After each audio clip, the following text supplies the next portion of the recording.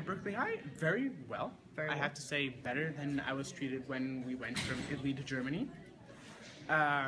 People are very acceptant here, but I also think that's due to the fact that Berkeley is some kind of special spot in the US.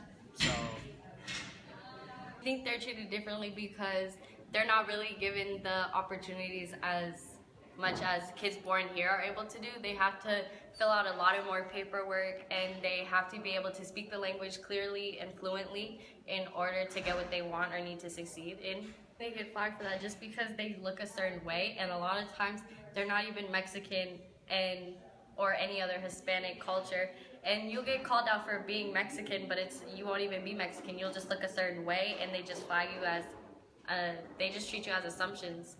And what would those assumptions be? Like, they look at you and think, like, you could be Peruvian like I am, but they'll think, like, oh, she's white, or oh, she's Mexican. They won't think of, like, other races. They'll just, like, pin it down on one thing as a Mexican, and then they'll treat you like you don't know anything. Not that many people know about me coming from a different place. Oh. Do you hide it, or just no one knows? I kind of hide. You kind of hide it? Why, would you say? I don't know. No one asks. No one cares? Yeah, no one cares. That's a No one shame. asks. Okay. Here she was like very scared, and she came here with just her mom. Like they left her dad behind, and she barely knew any English. She had to take care of her younger sister as well as go to a new school, learn a new language. I'm treated pretty cool. I got all my papers and everything, so I don't have to say shit. So yeah. Right on. Okay. Do you think there's any like stereotypes or like racial slurs used against you as someone who's from Honduras or someone who's immigrated here? I don't think I'm like that. No one judged me by my like immigrated, or anybody calls me immigrant or nothing like that. So yeah, I'm pretty cool. I feel like I'm treated really well. I feel like people are really interested in like what Norway's like, and they ask a lot of questions, so that's fun. I think they also just got mainly judged for being from that place, and like also all the stuff that's gone down in America from the Middle East. That's probably like a touchy subject. Giving them a bad rep. Yeah, exactly. Okay. But I mean, it's like just really stereotypical though. Okay. It doesn't really hold any bounds against you. Okay. All right. Sometimes they're underestimated, and I feel like there's always times where people just think like, oh, she's Mexican, she's an immigrant. Can you go into that? Can you like as you yourself being Mexican, do you feel like you get flack or shit or whatever for being? Not do me, people, but like, say, oh, because you're I an don't have immigrant? like. I mean, there's jokes and stuff, and like that's always thrown around, but I don't think like it's me. I feel like it's mostly like people who have accents when they're talking in English that actually get more shit. Okay, professors or something? Yeah, they're working at Cal, I think. my parents are visiting scholars at Cal. Are your parents like Cal professors? Yeah, yeah, so I'm just here for the semester, so I'm on a student visa. Very fun. Okay. Of work. At Berkeley. Cal. Yeah, Cal. My bad. Wonderful. I'm the guest of a J1 member. Right. So Right, I understand. my parents have a J1. Would you say for your parents was the immigration process easy? No, smooth? it's very complicated, but it went smoothly. It's very complicated. You have to have lots of paperwork here, which is kind of it's stressful to have it all, but everything went well. Well, I mean, for me, it's, I guess, the language, obviously. English is my first language. And also just, I don't know, school is really different here. How so? They're really, like, into structure and, like, the binders. The binders are insane here, which I'm not used to binders. So, What would it be like in Norway?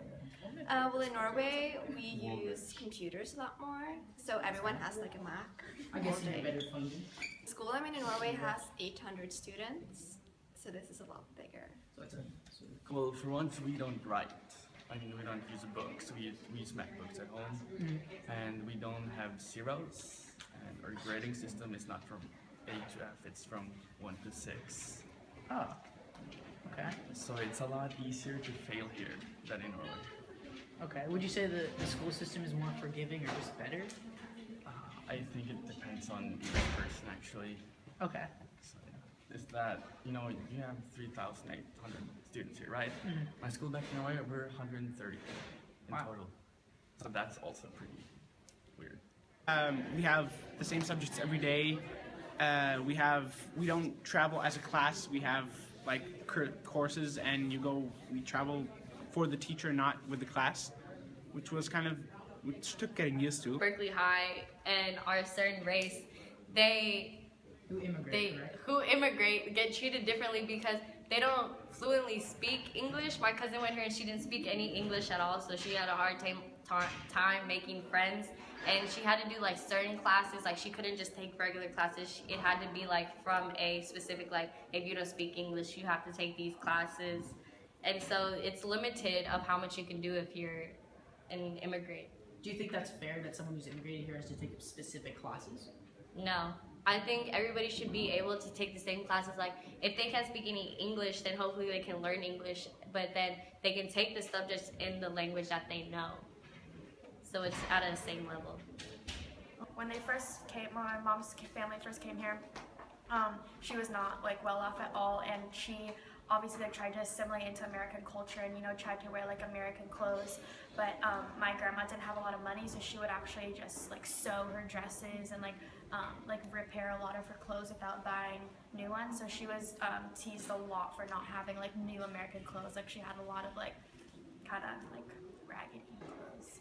Here in Berkeley, teachers have their own classroom and we have to go to the teacher's classroom, but in Denmark, the kind of students have their own classroom with a specific class where the teachers come to. That's cool. I like that. Everybody's fat, like racists, lots of stuff. Lots of stereotypes. So yeah, but nothing too positive though. Okay. Well, I haven't been to Walmart yet, so I don't know. Oh, that's fat people, McDonald's, what else? Rednecks, Republicans, white people, like, I don't know, I had a weird, like, people from Texas. Like similar to a lot of other immigrants, that she had this like vision, like her and her siblings, that like when she got to America she would not be hungry, and they would like immediately find like all these job opportunities. But the reality is that when she came, like it was really hard for her and her family to like get things going and find jobs and like learn English. So I think it's kind of like a disillusion, and like when they actually come, it's like a lot different than what they expect America to be. How would you say there's any like stereotypes that changed when you came here? Like, did you think all Americans were fat or something? Well, yeah, actually I did, yeah. That's kind of the stereotype you get in Europe. The amount of homeless people probably, but except for that, no.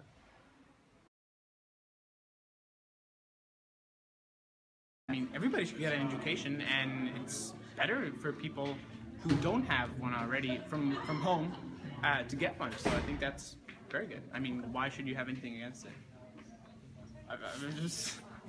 Well, actually, when my cousin immigrated here from Peru, she thought that everything would be like all sunny and nice all the time, and that everybody would be really like cultural and just love like hip hop and rap and everything and know the new most stuff. But then she came here and she realized it was completely different than what she thought. That having a mom that didn't grow up in America, it definitely makes me like appreciate what I have, because I actually went to the Philippines for the first time last summer, and I got to see her family and like how she grew up, and just seeing like how she was raised has like made me appreciate her more and made me like appreciate what I have, seeing how little she grew up with.